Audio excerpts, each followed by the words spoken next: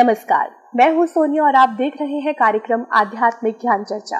तो आइए शुरुआत करते हैं कार्यक्रम की और जानते हैं विचार जगत गुरु तत्वदर्शी संत रामपाल जी महाराज बनाम आदरणीय राधा स्वामी पंथ के महाराज के विचार। यहाँ एक सवाल का जवाब मैं आपसे और जानना चाहूँगी। ये जिज्ञासा बहुत से हमारे दर्शकों के मन में भी रहती है कि क्या आप मानते हैं कि गुरु नानक देव जी जो हैं उन्होंने सतनाम जाप किया था, वो मोक्षदायक था? यदि हाँ, तो आप तो 5 व 1 राधा स्वामी नाम जाप देते हैं, फिर आपका तथा आपके अनुयायियों का मोक्ष कैसे संभव हो सकता है? ये बात ठीक आपने सवाल किया है। नानक साहब ने जिस नाम को कहा सतनाम, सतनाम का मतलब कोई सतनाम के जाप से नहीं है कि शाब्दिक अर्थ सिर्फ सतनाम ही हो। सतनाम तो उसका गुण बताया है कि जो नाम है वो सत्य है और वही सत्य आज भी है। जिस नाम को नानक साहब ने सत्य मान के जपा था उसी को हम भी सत्य मान के जपते हैं, तो उनमें कोई अंतर नहीं है। ये तो सिर्फ एक लफ्ज़ों के हेद भेद के कारण जो हम तर्क वितर्क करने वाले इस बात को दो मान लेते हैं, दो नहीं है। संतों का मत एक ही था, चाहे वो नानक साहब ने किया हो, चाहे कबीर साहब ने कहा हो, चाहे वो सतनाम है, चाहे वो 5 नाम के नाम से है, चाहे राधा स्वामी नाम है, वो नाम एक ही है, वो सतनाम ही है। इसीलिए तो गुरु ग्रंथ साहब में जो मूल मंत्र लिखा है उसमें एक ओंकार सतनाम कहा गया है।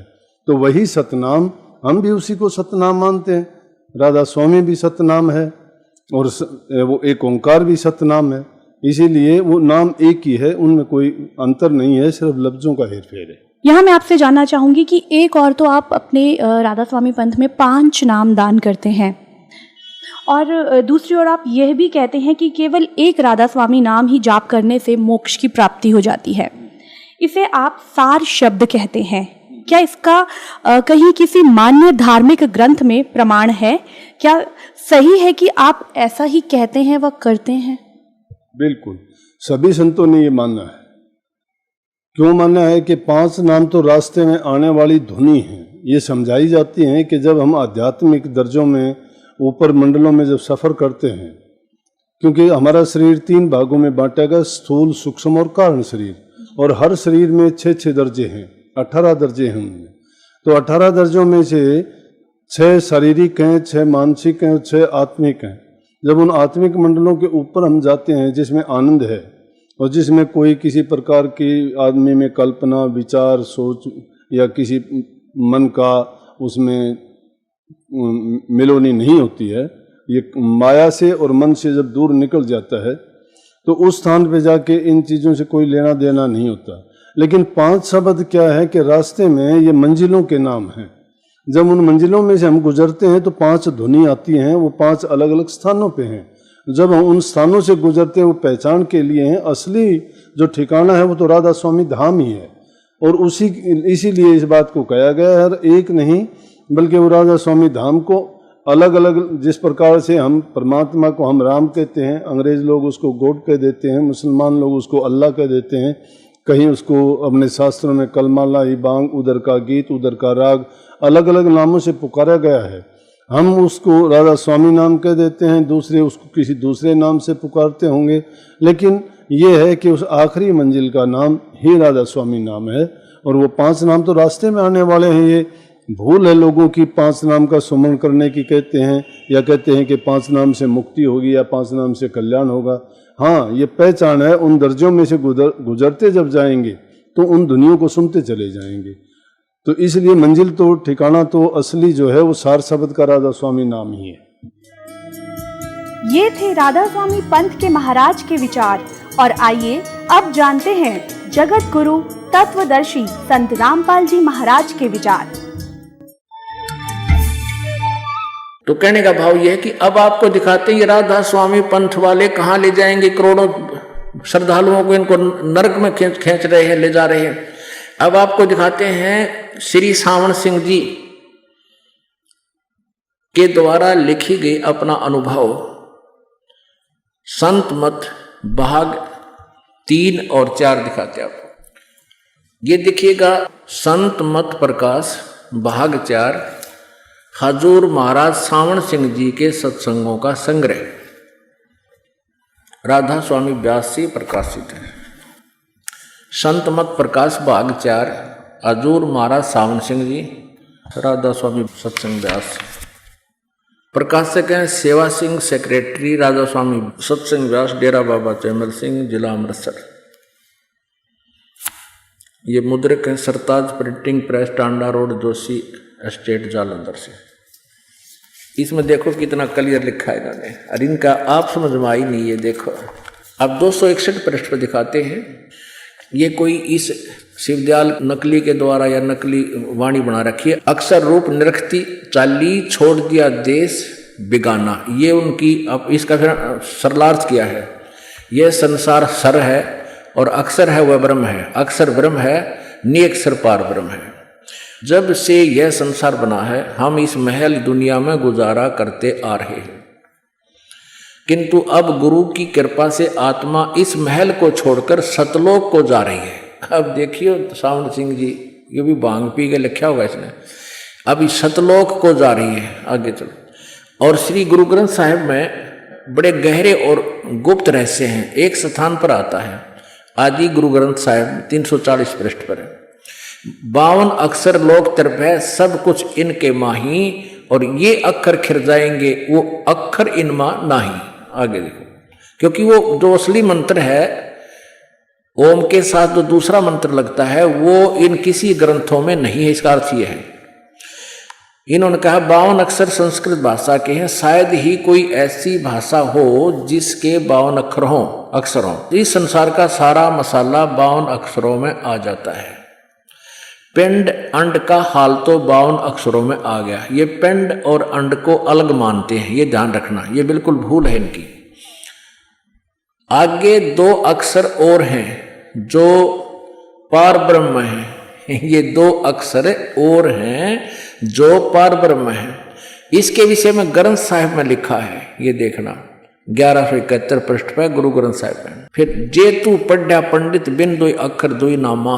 2 अक्षर 2 नाम नहीं तेरे पास हैं तो पर्णवत नानक एक लंघावे जे कर सत समावा। गुरु ग्रंथ साहिब के 1171 पृष्ठ में। अब ये क्या अनुवाद करता है सावन सिंह जी? यदि तुम गुणी हो, तुम ज्ञानी हो, वे अक्षर बताओ। अब आप उत्तर दे रहे हैं, वे अक्षर पार ब्रह्म हैं। एक अक्षर ने दुनिया बनाई और एक ने सतलोक बनाया। देखिए इसे मन गणन बकवाद कर रखिए। यही कबीर साहब कहते हैं, कह कबीर अक्षर 2 भाख, होएगा खसम तो लेगा राख। अब कबीर साहब की वाणी का भी दिया है कि गुरु ग्रंथ साहिब में लिखिए कबीर साहब की वाणी 329 पृष्ठ पे। अब इसमें कबीर परमेश्वर स्पष्ट कर रहे हैं कि कह कबीर 2 अक्षर 2 भाख, यानी इन दोनों अक्षरों को बोल बता, और होएगा खसम तो लेगा राख। यदि अधिकारी होगा इन 2 अक्षरों को देने का वो संत, तो खसम यानी परमात्मा उन भक्तों की अवश्य रक्षा करेगा। कहे कबीर अक्षर 2 भाख, होएगा खसम तलेगा राख। कबीर साहब भी कह रहे 2 अक्षर कहिए बोल, ये के आगे मिल लेंगे। आगे देखो गुरु नानक साहब जी कहते हैं, एक अक्षर हरि मन वसे नानक होत निहाल। इनसे अलग है वो सार नाम, वो तीसरा मंत्र। आगे देखो अब 262 पृष्ठ पे, 261 हमने पढ़ दिया, संत मत प्रकाश भाग 4 का। एक स्थान पर फिर गुरु साहिब कहते हैं, वेद कतेब सिमृत सब शास्त्र, इन पढ़ा मुक्त ना होई। एक अक्षर जो गुरुमुख जापे, तिसकी निर्मल सोई। ये आदि गुरु ग्रंथ साहिब पृष्ठ 747 में। ये सारनाम की तरफ संकेत है। अब आगे क्या बताते हैं, अब देखो ये सावन सिंह जी के अनुवाद। अब उन 2 अक्षरों के बारे में डिफाइन कर रहा है सावन सिंह जी। वह अक्षर आपके अंदर, वह अक्षर आपके अंदर हैं और पार ब्रह्म में जाकर मिलेंगे, भूत बने पाछे मिलेंगे वो दोनों मंत्र। इनका कहना है, यह धर्म हमारा धर्म नहीं, यह जात हमारी जात नहीं, यह देश हमारा देश नहीं, हमारा देश सचखंड है, हमारी जात सतनाम है। अब देखिए सतनाम पर घाटा जोड़ रहे कि तो सार शब्द भी यही है, सतनाम भी यही है, सत शब्द भी है, सतपुरुष भी यही है, सचखंड भी। और यहाँ कहे हमारी जात सतनाम है, हमारा धर्म सतपुरुष है। और यह पराया देश छोड़कर आत्मा अपने उस देश को जा रही है। अब पुण्यात्माओं, ऐसे आपको ये सभी दिखाए जा रहे हैं, नकली और असली आपके रूबरू कराए जा रहे हैं। तो अब समझदार हो, आपने जोन सा ठीक लग गए उसको ग्रहण कर लेना। अगर फिर भी आपका नकलियों में रुचि है तो नो प्रॉब्लम, वो आपकी मौज है। अब इसी में आगे ये डिस्क्लोज भी कर दिए इसने तीनों मंत्र। सावन सिंह जी ने इसी 262 पृष्ठ पे संत मत प्रकाश भाग 4 में ये 3 मंत्र ओम तत्सत वाले तीनों यहाँ लिख भी दिए। तो इन्होंने कहीं की ईंट कहीं का रोड़ा और यो अड़ंगा ज्ञान जोड़ा। इनको ज्ञान क्या का है नहीं, जहां से भी जो कुछ सुन लिया वो लिख दिया और खुद ये 5 नाम दे और समर्थन कर रहे इन 3 नामा का। देखो यही संत मत प्रकाश भाग 4 हम पढ़ रहे नीचे, यहां तक हमने पढ़ लिया।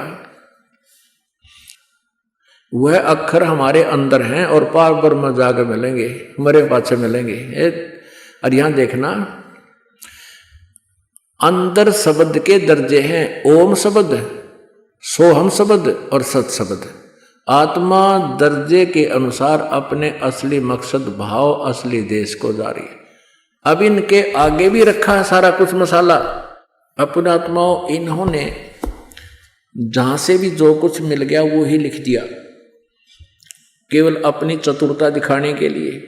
वो लीला की थी गुरु नानक देव जी ने कि आने वाले समय में, क्योंकि ये डिस्क्लोज तो करना थोड़ा बहुत पड़ेगा, इसको जाप ना करे कोई, इसलिए आने वाले उन गुरुओं ने जब गुरु ग्रंथ साहिब का संग्रह किया, वाणी का गुरु ग्रंथ साहिब की रचना की, उस समय ये दोनों अक्षर छोड़ दिए और प्राण संग्रह में एज इट इज लिखे हुए हैं, पूरा का पूरा कई बार लिखे हैं, जो पटियाला हाउस के अंदर आज भी सुरक्षित है। और उस पर स्पष्ट लिखा हुआ है कि कुछ वाणी जो गुरु ग्रंथ साहिब के संग्रह करते समय बच गई थी, बाद में इसमें संग्रह की गई है। और ये महला पहला की गुरु नानक देव जी अपने अमृतवाणी है।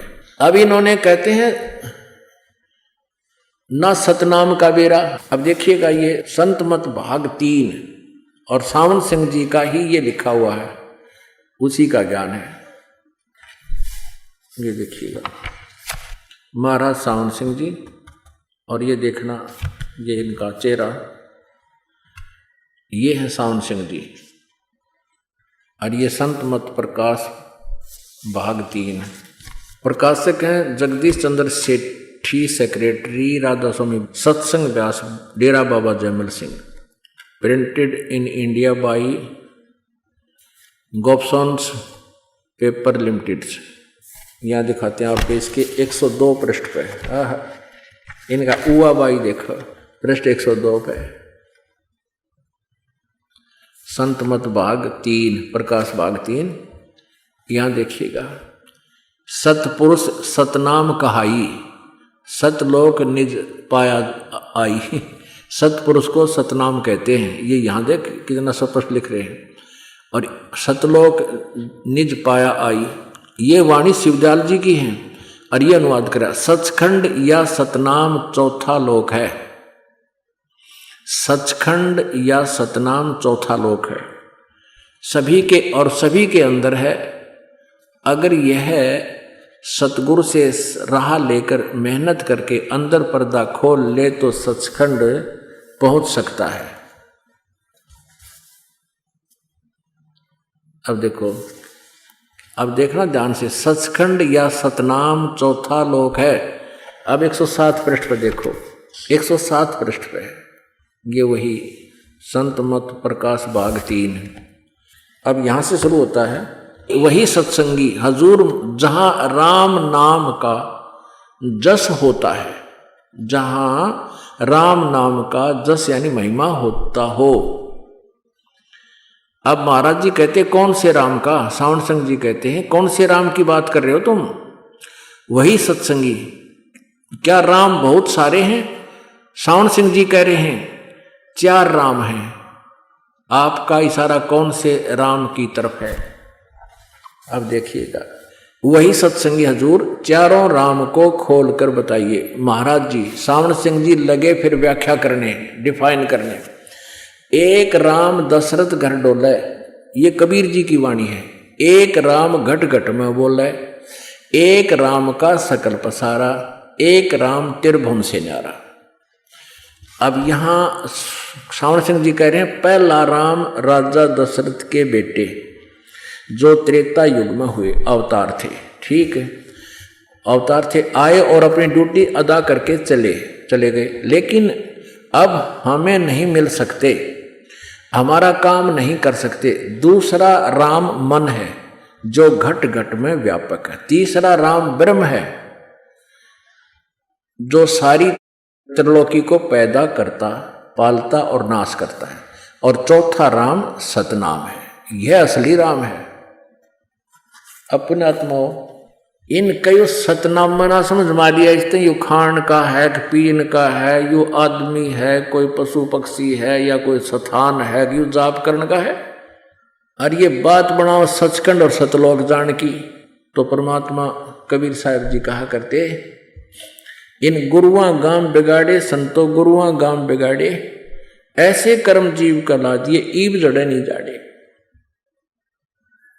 निरंजन धन तेरा दरबार, निरंजन धन तेरा दरबार, जहाँ पर तनिक ना न्याय विचार, जहाँ पर तनिक ना न्याय विचार। वैसा उड़े मुल मुल खासा, गल मोतियों के आर, वैसा उड़े मुल मुल खासा, गल मोतियों के आर। पति भरता को मिले न खाद्य सूखा नरस आहार, निरंजन धन तेरा दरबार, निरंजन धन तेरा दरबार, जहाँ पर तनिक न न्याय विचार। पाखंडी की पूजा जग में संत को कहें लबाड़, पाखंडी की पूजा जग में संत को कहें लबाड़।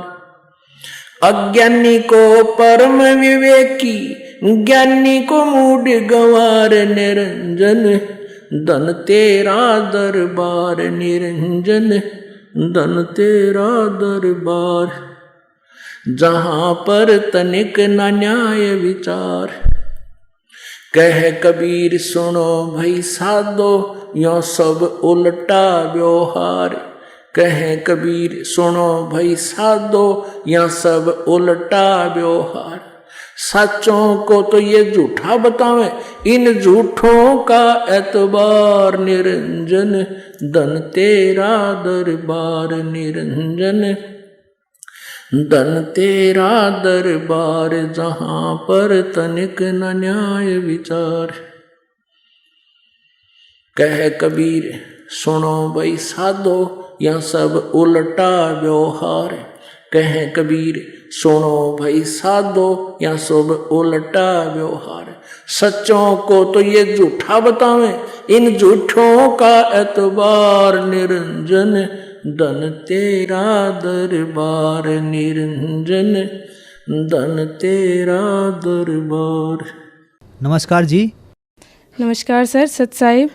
क्या नाम है जी आपका? सर मेरा नाम विमला उपाध्याय है। कहाँ से आए हैं आप? मैं रुद्रपुर, जिला उधम सिंह नगर, उत्तराखंड से आई हूँ। संत रामपाल जी महाराज से आपने नाम दीक्षा कब ली? जी मैंने संत रामपाल जी महाराज से मई 2014 में नाम दीक्षा ली थी।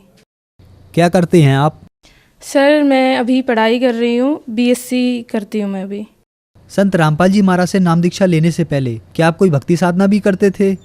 संत रामपाल जी महाराज जी से दीक्षा लेने से पहले मेरे पेरेंट्स राधा स्वामी सत्संग से जुड़े हुए थे।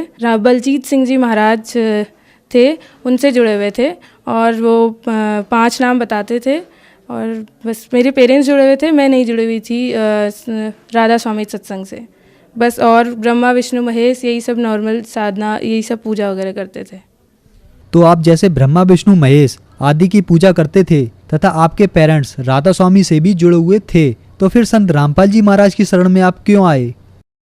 सर संत रामपाल जी महाराज जी की शरण में सबसे पहले मेरे घर में मेरे पापा जुड़े थे और मेरे पापा ने ही मुझे संत रामपाल जी महाराज जी से जोड़ा है। मुझे पापा जी ले गए थे आश्रम और पापा जी ने नामदान दिलवाया था और मई 2014 में मैंने नामदान ले लिया था। संत रामपाल जी महाराज से जुड़ने से पहले आप ब्रह्मा विष्णु महेश आदि की भक्ति करते थे। उनकी भक्ति से क्या आपको कोई लाभ भी प्राप्त हुए? सर लाभ तो कुछ हमें तब पता भी नहीं था कि गुरु जी की शरण में जाने से लाभ होते हैं। जैसे पहले चल रहा था नॉर्मल, मतलब हमारी लाइफ में वही सब था। थोड़ी बहुत दिक्कतें थी और बाकी कोई खास लाभ नहीं मिला हमें। संत रामपाल जी महाराज से नाम दीक्षा लेने के बाद आपको कोई लाभ भी प्राप्त हुए? जी सर, संत रामपाल जी महाराज जी से हम जब से जुड़े हैं उसके बाद से हमें काफ़ी सारे लाभ हुए हैं। जैसे कि सबसे पहले तो हम लोग बचपन से, जब से क्या कहते हैं मैं आई हूँ शायद यहाँ पे, तब से हम लोग हमेशा मतलब रेंट पे रहे हुए हैं और क्या कहते हैं हमारे पास अपना घर नहीं था कभी भी। तो जब हम संत रामपाल जी महाराज जी के शरण में आए उसके बाद से हमें पता भी नहीं चला और हमारा घर बन गया इतने अच्छे शहर में, रुद्रपुर में भी हम रहते हैं। तो और ये बहुत बड़ा लाभ है हमारे लिए क्योंकि हम लोग अपने घर में रह के अभी भक्ति कर रहे हैं। और दूसरा लाभ ये है कि पहले हम लोग यहाँ पे को पढ़ाई कर रहे हैं अभी, तो पापा का जो जॉब था वो पहाड़ साइड में था, मतलब हम लोग अलग थे, पापा अलग अकेले रहते थे। तो हम लोग चाहते थे कि किसी भी तरीके से पापा और हम सारे परिवार वाले साथ आ जाएं। लेकिन पापा ने बहुत कोशिश भी की कि हम लोग इधर आ जाएं, लेकिन कुछ भी नहीं हो पाया। लेकिन जब एट लास्ट में कुछ नहीं हो पाया तो पापा जी ने संत रामपाल जी महाराज जी के चरणों में प्रार्थना की कि अब हम कुछ नहीं कर सकते हैं, सिर्फ आप ही हैं करने वाले। तो उसके जस्ट कुछ ही 1 महीने बाद ही उसके बाद पापा के लिए एक वो आया था, न्यूज़पेपर में आई थी, एक बहुत अच्छे विभाग से थी जॉब। तो पापा ने वहाँ पे ट्राई किया और सिर्फ ट्राई किया और उसके बाद जस्ट पापा की जॉब यहीं लग गई, रुद्रपुर में ही, इवन हमारे घर से शायद कुछ ही किलोमीटर दूर पे है। तो ये हम कभी सोच भी नहीं सकते थे कि हम लोग हम लोग कभी साथ आएंगे और हम लोग इतने अच्छे से भक्ति करेंगे। तो पापा की आसानी से जॉब इधर लग गई। तो ये गुरु जी की दया है हमारे ऊपर, बहुत असीम कृपा है उनकी। और उसके बाद लाभ ये कि पहले से मैं क्या कहते हैं पढ़ाई करती थी काफ़ी, लेकिन मैं मार्क्स नहीं आ पाते थे मेरे, तो मुझे बड़ा बुरा लगता था कि मैं पढ़ाई करती हूँ और फिर भी मेरे मार्क्स नहीं आ पाते हैं। लेकिन जब से संत रामपाल जी महाराज जी की शरण में आए हैं तब से उसके बाद से ही शायद इतनी ज़्यादा प्रोग्रेस मुझे मिली है। और उसके बाद से मैंने 12th में नामदान लिया था और उसके बाद से 12th में मेरी इतनी अच्छी परसेंट आई थी जिसको मैं बिलीव भी नहीं कर पा रही थी कि ये मेरी इतनी अच्छी परसेंट आई है। और उसके बाद अभी मैं और आगे को पढ़ाई कर रही हूँ, तो उसमें भी अभी मेरी बहुत अच्छी पढ़ाई चल रही है और साथ में हम भक्ति भी कर रहे हैं। उसके बाद मेरी सिस्टर हैं, हम लोग 3 सिस्टर हैं। तो आजकल बेटियों को बोझ समझा जाता है सिर्फ इसलिए क्योंकि शादी में दहेज देना होता है और इतनी सारी धूम धड़ाके करने होते हैं जिसमें काफ़ी रुपया वेस्ट होता है। तो लेकिन जब से संत रामपाल जी महाराज जी की शरण में हम गए हैं, उनकी दया से एक इतना बड़ा टेंशन, शायद लाइफ का सबसे बड़ा टेंशन हमारे पेरेंट्स के ऊपर से हट गया है। क्यों मेरी जो सिस्टर हैं, बड़ी सिस्टर हैं, उनकी शादी हुई है, बहुत अच्छे घर में हुई है और दहेज रहित हुई है, बहुत सिंपल हुई है। तो इसके लिए हम आज सभी बहुत खुश हैं। You got many benefit after joining Sant Rampal Ji Maharaj ashram. So how do you feel nowadays? Sir, I got many benefits from Sant Rampal Ji Maharaj, and I feel I am very lucky that I went to the ashram and I took the naamdan from the Sant Rampal Ji Maharaj, and I wish that whole world will come very soon and will join with Sant Rampal Ji Maharaj. सभी से यही विनती करना चाहती हूँ कि संत रामपाल जी महाराज जी का सत्संग बहुत सारे चैनलों में आता है और गुरु जी की वेबसाइट है, आप लोग ज़रूर उसे विज़िट करें और संत रामपाल जी के महाराज जी के सत्संग ज़रूर देखें और इसी से ही आपके इस मनुष्य जीवन का कल्याण होगा। अन्यथा इस मनुष्य जीवन में और कुछ नहीं है, क्योंकि सभी लोग पढ़ाई कर रहे हैं, सभी लोग अफसर बन रहे हैं, बड़े बड़े क्या कहते हैं बहुत बड़े बड़े अफसर बन रहे हैं, लेकिन अभी अगर उनकी डेथ हो जाती है तो उनके पास कुछ भी नहीं बचता है और इस पढ़ाई का कोई भी बेनिफिट नहीं है अगर वो लोग भक्ति से नहीं जुड़े हुए हैं। तो इसीलिए मैं सभी से विनती करती हूँ कि अपने मनुष्य जीवन को सफल करने के लिए, सक्सेस पाने के लिए गुरु संत रामपाल जी महाराज जी का सत्संग जरूर देखें और उनका ज्ञान समझें। और ज्ञान जब आप समझ जाएंगे तो आपको खुद ही समझ में आ जाएगा कि संत रामपाल जी महाराज ही पूर्ण गुरु हैं और उन्हीं से हमें नाम दीक्षा लेके हमें मोक्ष प्राप्त होगा। जैसा कि मीडिया में बताया गया कि संत रामपाल जी के आश्रम में लेडीज बाथरूमों में कैमरे लगे हुए थे, इसके पीछे क्या सच्चाई है? सर, इसके बारे में मैं सभी को बता देना चाहती हूँ कि यह जो झूठी बात कही गई है, ये सिर्फ मीडिया ने अपने काल्पनिक तरीके से और गलत तरीके से ये सब दिखाया हुआ है। क्योंकि मेरे पेरेंट्स मुझे खुद आश्रम में लेके गए थे और वहाँ कितनी लाखों माई बहन बेटियाँ आती हैं, तो वो कोई बेवकूफ़ तो है नहीं जो ऐसी जगह पर आएंगे। और वहाँ पे जो कैमरे की बात हो रही है, ऐसा कुछ भी नहीं था, क्योंकि मैं कई बार आश्रम में गई हुई हूँ। ये सिर्फ इस करप्ट मीडिया, इंडिया की करप्ट मीडिया का सिर्फ झूठा प्रचार प्रसार है और गुरुजी संत रामपाल जी महाराज के खिलाफ एक बहुत बड़ा षड्यंत्र है। संत रामपाल जी महाराज से जुड़ने के लिए जन समुदाय को क्या करना होगा? सर, संत रामपाल जी महाराज जी के सत्संग कई सारे चैनलों में आते हैं, तो उनमें नीचे से पट्टी चलती है, उसमें कॉन्टैक्ट नंबर दिए रहते हैं। तो अगर कोई भी पुण्य आत्माएं अगर जुड़ना चाहती हैं संत रामपाल जी महाराज जी से, तो उन कॉन्टैक्ट्स पे पता कर सकते हैं कि उनके नज़दीकी नामदान स्थल कहाँ पे हैं और पता करके आसानी से निःशुल्क नामदान ले सकते हैं। धन्यवाद जी। सत साहिब जी।